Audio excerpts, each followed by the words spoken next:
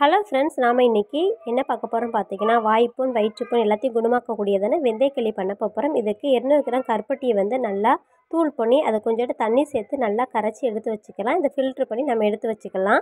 இப்போ நைட்டு வந்து ஒரு கிளாஸுக்கு அரை கிளாஸ் வெந்தயம் சேர்த்து நல்லா ஊற வச்சு அதை மார்னிங் நல்லா அரைச்சி எடுத்து வச்சுக்கிறேன். இது தண்ணி கூட சேர்த்து நல்லா நம்ம கட்டி எதுவும் இல்லாமல் கைட்டு நல்லா கரைச்சி எடுத்து வச்சுக்கலாம்.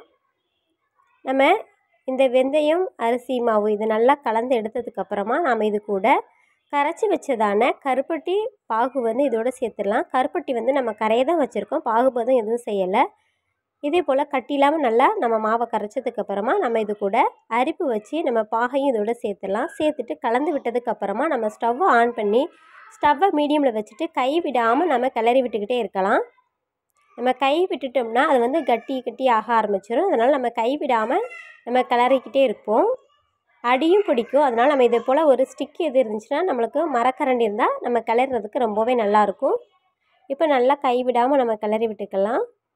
இந்த வெந்தயக்களி உடலுக்கு ரொம்பவே நல்லது. அது இந்த வெயில் காலங்களில் உடலுக்கு நல்லா குளிர்ச்சியாகவும் இருக்கும்.